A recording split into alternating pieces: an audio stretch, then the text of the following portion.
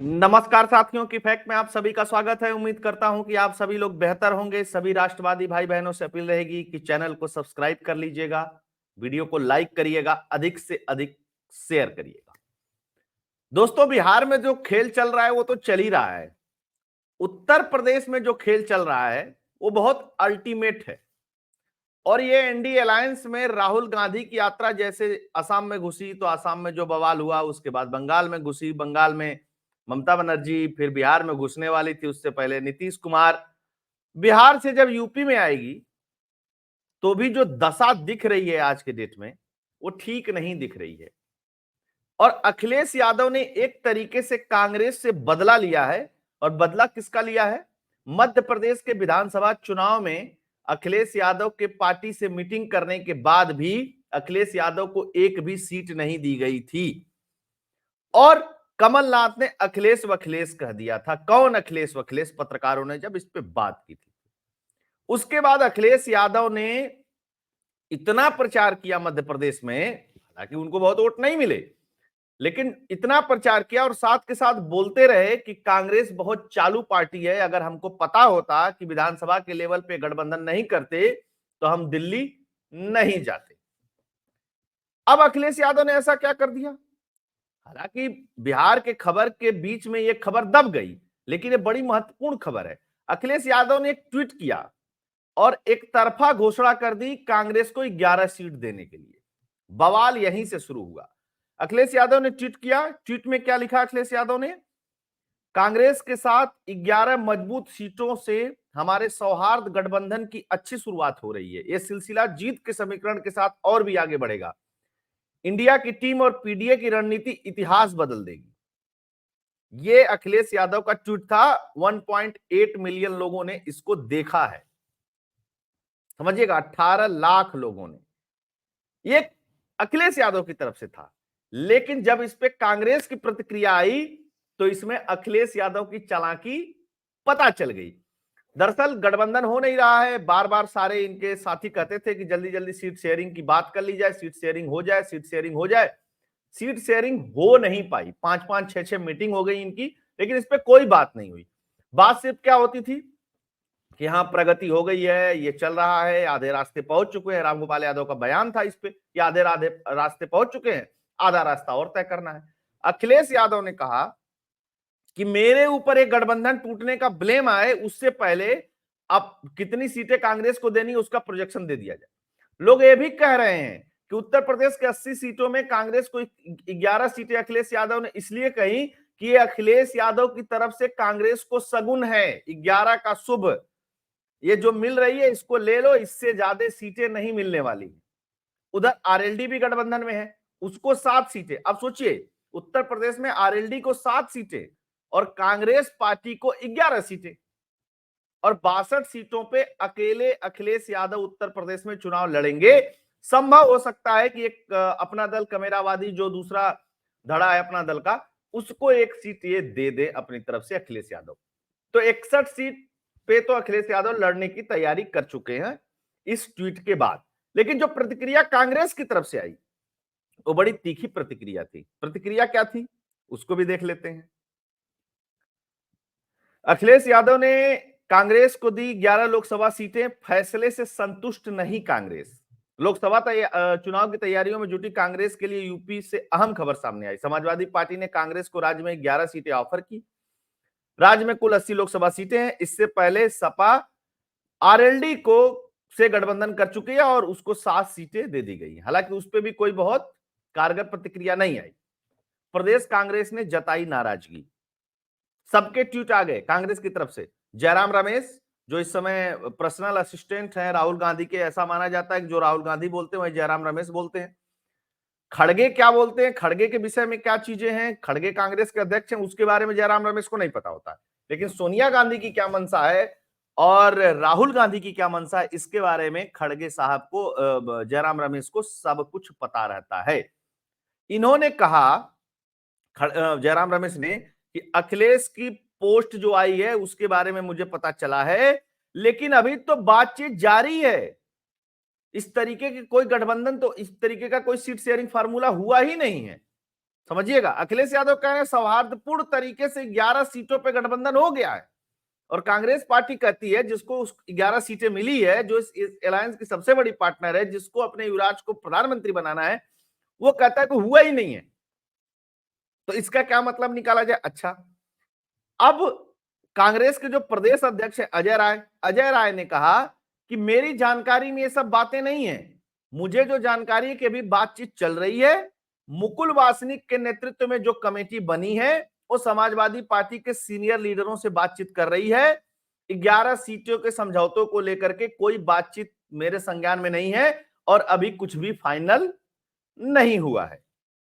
समझिएगा, खेला खेला तगड़ा वाला चल रहा है। अब चलते हैं थोड़ा पीछे। सपा, कांग्रेस और अरली तीनों ही दल अपने अपने दावे, अपने अपने समर्थन, अपने अपने तर्क हैं, लेकिन आंकड़े क्या कहते हैं इसकी भी चर्चा जरूरी है। 2019 के चुनाव में समाजवादी पार्टी, बहुजन समाज पार्टी यानी मायावती की पार्टी और अजीत चौधरी की पार्टी यानी आरएलडी, ये तीनों मिलकर के चुनाव लड़ी। 37 सीट समाजवादी पार्टी के पास, 38 सीट बसपा के पास और 3 सीट आरएलडी के पास थी, और 2 सीटों पे कोई कैंडिडेट नहीं खड़ा किया था, जहां से कांग्रेस में एक रायबरेली जहां से सोनिया गांधी लड़ती है और अमेठी जहां से राहुल गांधी लड़ते हैं। इसके बावजूद भी राहुल गांधी चुनाव हार गए। एक कांग्रेस जीती, आरएलडी कोई भी सीट नहीं जीती, 5 जीती थी समाजवादी पार्टी और 10 जीती थी बसपा। उसके बाद एक तरीके से गाली गलौज होते हुए बसपा से गठबंधन तोड़ दिया अखिलेश यादव ने। यह था 2019 का समीकरण। वोट कितना मिला भाजपा को? भाजपा को वोट मिला लगभग 50%, और 50% वोट मिला भाजपा को, और बाकी जो गठबंधन बना था इसको मिला लगभग लगभग 40% के आसपास। कांग्रेस 5-6% वोट पाई थी। ये थी स्थिति। तो अगर ये सारे मिल जाएं, कांग्रेस और सपा के मिलने से उत्तर प्रदेश की सेहत पे कोई फर्क नहीं पड़ने वाला है, मैं आपको बता देता हूं अभी। क्योंकि अगर नहीं भी गठबंधन होता है तो अमेठी और रायबरेली समाजवादी पार्टी नहीं लड़ेगी, लेकिन जो 11 सीटें समाजवादी पार्टी ने ऑफर की है उसके बारे में जो खबर है वो और भी रोचक है। क्या रोचक है? वाराणसी सीट दे रहे हैं, अजय राय हो संभवतः वहां से लड़ सकते हैं। लखनऊ की सीट दे रहे हैं।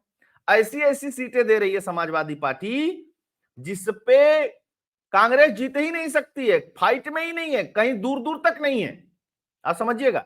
और अखिलेश यादव की पार्टी भी वहां दूर दूर तक नहीं, और दोनों का कंपैरिजन वोटों का कर दिया जाए तब भी कोई कॉम्बिनेशन जीतने का नहीं बनता। अब प्रधानमंत्री नरेंद्र मोदी के खिलाफ लड़ा दिया, तो ये तो वैसे ही सीट हो गई कि भाई अच्छा चलिए अब कांग्रेस ऑफर कर दे कि नहीं आप ही वाराणसी लड़ जाइए, हम नहीं लड़ेंगे। तो ये तो मतलब बेमतलब की बात थी। लेकिन अखिलेश यादव ने बहुत सही बदला लिया है कांग्रेस के साथ। ये बदले की राजनीति है। जो गठबंधन की बात बार बार लोग कर रहे हैं ना, वो ऐसा कुछ है नहीं, यहाँ कुछ दिखाई नहीं दे रहा है। उसके बाद एक और खबर थी इस पे, अखिलेश यादव ने कांग्रेस को 11 सीटें देने का ऐलान किया। जयराम रमेश बोले हमने तो घोषणा ही नहीं की है। अब बताइए, ये तो गठबंधन है इनका। फिर क्या हुआ? फिर कहा जयराम रमेश ने, अब इस बात को गौर से देखिएगा, जयराम रमेश का 2 दिन पहले का 3 दिन पहले का बयान है। कांग्रेस नेता जयराम रमेश ने कहा कि राज्य स्तर पर समस्याएं हो सकती हैं, लेकिन इंडिया गठबंधन में स्थानीय मुद्दों की बजाय राष्ट्रीय मुद्दों को प्राथमिकता दी जाएगी। उन्होंने बिहार के मुख्यमंत्री नीतीश कुमार को इस गठबंधन का आर्किटेक्ट और पश्चिम बंगाल की सीएम ममता बनर्जी को को आर्किटेक्ट बताया।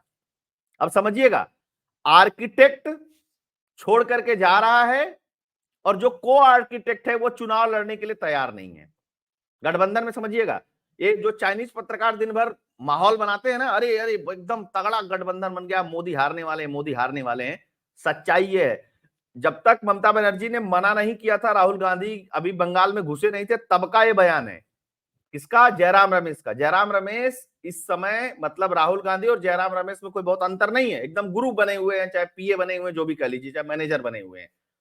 क्या कह रहे हैं? फिर से मैं पढ़ देता हूं। उन्होंने कहा कि बिहार के मुख्यमंत्री नीतीश कुमार इस गठबंधन के आर्किटेक्ट, तो पश्चिम बंगाल की सीएम ममता बनर्जी को आर्किटेक्ट हैं। तो आर्किटेक्ट और को आर्किटेक्ट अगर इस गठबंधन के बाहर चले गए, या एक अलायंस ने कह दिया कि मैं तुम्हारे साथ चुनाव नहीं लड़ूंगी और नीतीश कुमार एनडीए में जा रहे हैं, तो फिर ये गठबंधन बचा क्या? कहां? ये इसीलिए मैं कहता था, ये गठबंधन स्वार्थ की राजनीति का है। अखिलेश यादव अपना पैसा, अपना संसाधन सब कुछ लगा करके राहुल गांधी को क्यों प्रधानमंत्री बनाना चाहेंगे, जबकि अखिलेश यादव लगातार 4 चुनाव हार चुके हैं। तो जाहिर सी बात है कि आर्थिक रूप से भी कमजोर हैं, संगठन के रूप से भी कमजोर हैं, जो प्रैक्टिकल बात है धरातल पे। जब कमजोर हैं तो 2027 के चुनाव के लिए अपने संसाधन को जुटाएंगे कि 2024 के चुनाव के लिए। अब चूंकि पॉलिटिकल पार्टी हैं तो अखिलेश यादव बयान देंगे, प्रचार भी करेंगे, सारी चीजें करेंगे, लेकिन जो स्ट्रेंथ दिखनी चाहिए ग्राउंड पे वह नहीं दिखने वाली है। रीजन 2014 हारे लोकसभा, 2017 विधानसभा हारे, 2019 लोकसभा हारे, 2022 विधानसभा हारे।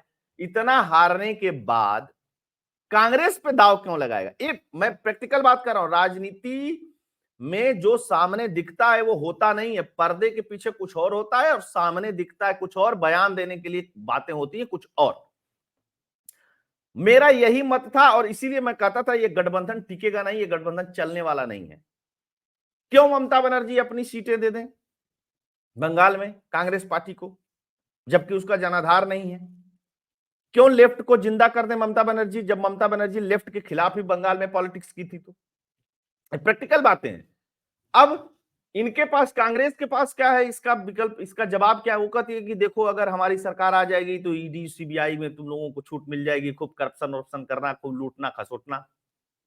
लेकिन क्या ये सच है?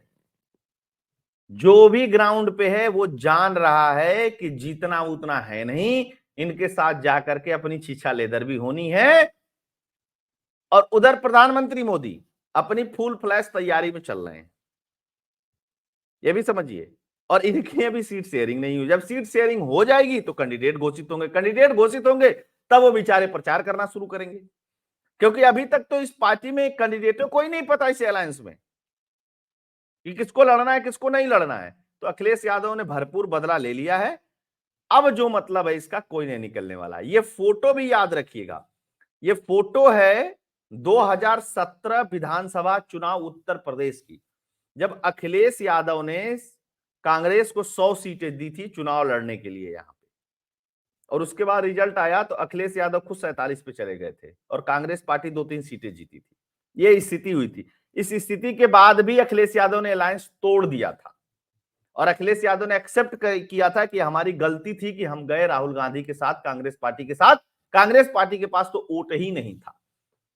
अब खेल क्या है इस पूरे अलायंस का? इस पूरे अलायंस का खेल दो है और वो आकर के टिक जाता है मुस्लिम वोट पे, क्योंकि इस बार देश का जो मुस्लिम वोट है वो मैक्सिमम कांग्रेस पार्टी के साथ कंसोलिडेट होते हुए दिखाई दे रहा है विभिन्न प्रदेशों में।